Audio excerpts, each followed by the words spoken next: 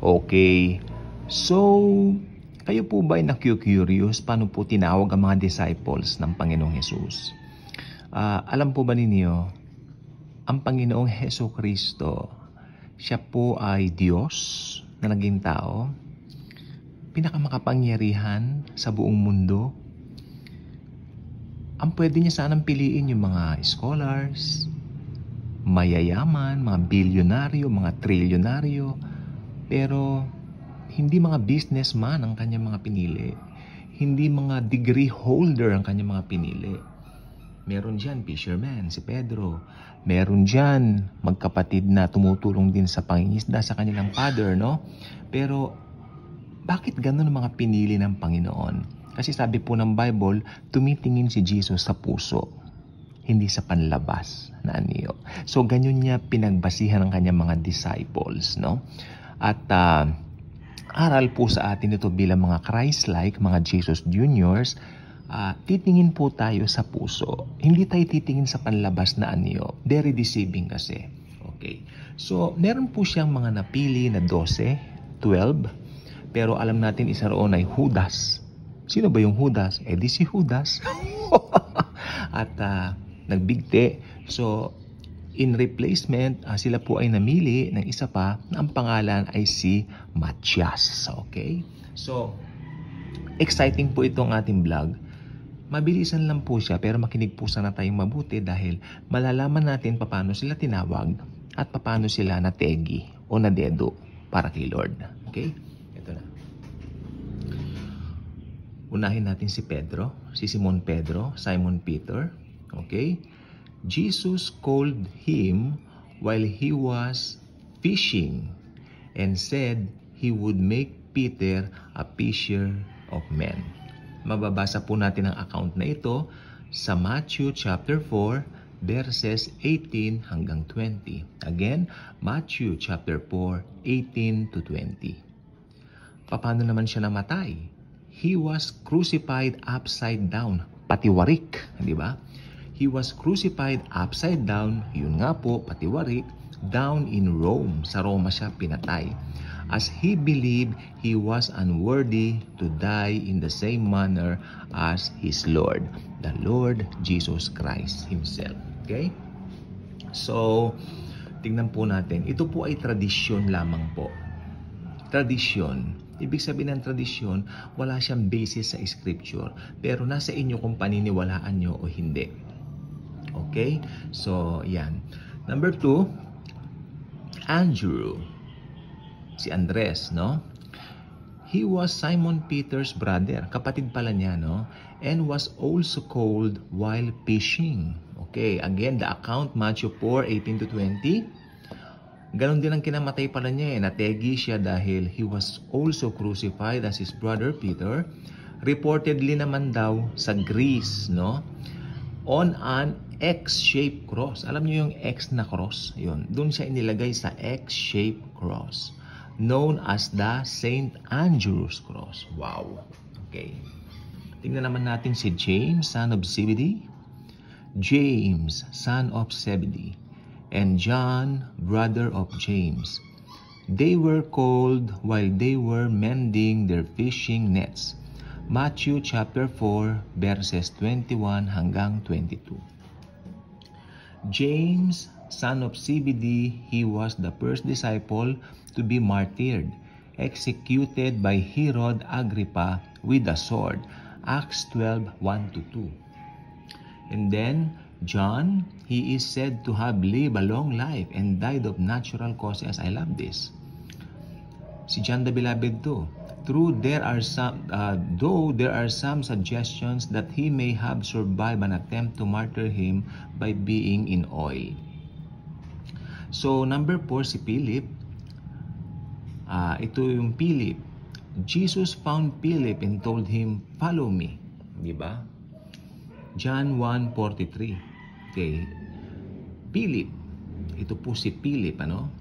Ito, nakita lang ito ni Jesus tapos sabi niya, "Follow me." At sumunod nga sa kanya si Philip. Paano naman namatay si Philip? He was martyred sa Pyrgia. posible raw na namatay din ito sa cross, crucifixion. Hinahalin tulad sila kay Jesus. Ano eh? So ayan, tingnan po natin yan. Number 5 naman si Bartolome, Nathaniel. He was brought to Jesus by Philip. Si Bartholomew pala, Nathaniel. Okay. Hindi ko masyadong alam eh. Bartholomew, Nathaniel, he was brought to Jesus by Philip. Tama. John 1:45-49. Ito yung kinamatay niya. Sabi ng tradition, meron daw tradition varies. But he is said to have been martyred by various means, including being skinned alive. Alam niyo yun? Binalatan siya ng buhay. Okay? So, malungkot pero, di ba? Alam ko protected ni Lord. Kaya naniniwala ako, grace ni Lord ang nag-survive sa kanya doon para hindi niya maramdaman yung sakit at gandang mamatay na lang siya para hindi niya maramdaman, di ba? Number 6, si Thomas. He was one of the original disciples but is commonly known for doubting Jesus' resurrection until he saw the Lord wounds for himself. Alam naman natin yan, John 20:24 hanggang 29. He is believed to have been martyred with a spear. Yun, tinagaro siya dito po sa India. Okay? 7. Matthew Levi. Jesus found Matthew, a tax collector, and said, "Follow me." Matthew 9:9. Matthew chapter 9 verse 9. Traditionally, he is said to have been martyred in Ethiopia or Persia, possibly by beheading. Number 8, James, son of Alphaeus. Little information is provided about James' specific calling. Little is known about his death, and the details are unclear. Medyo malabo tayo kay James, Hindi natin alam kung paano siya nategi, namatay o namartir para sa Panginoon. Number 9, Thaddeus. Ito po si Judas Thaddeus. Siyempre hindi si Iscariote. Ito po yung tinatawag natin na Saint Jude. Thaddeus, Libaus, Judas, son of James, also known as Judas, not Iscariot, of course. There is less information available regarding his calling. Okay. But traditionally, he is said to have been martyred by arrows of being beaten to death. Minartired siya na-martyred siya by arrows of being beaten to death. Parang pinanas siya, ganon. Simon the Zealot. Not much is known about Simon's calling. There are varying accounts, but he is believed to have either been martyred by crucifixion or, ayaw kong sabihin, sawed in half. Nilagari siyang, hinati siya, nilagari, Sawed in half. Matindi. Number 11, ito, Iscariote. Babasahin ko pa po ba ito? For the sake, sige na nga.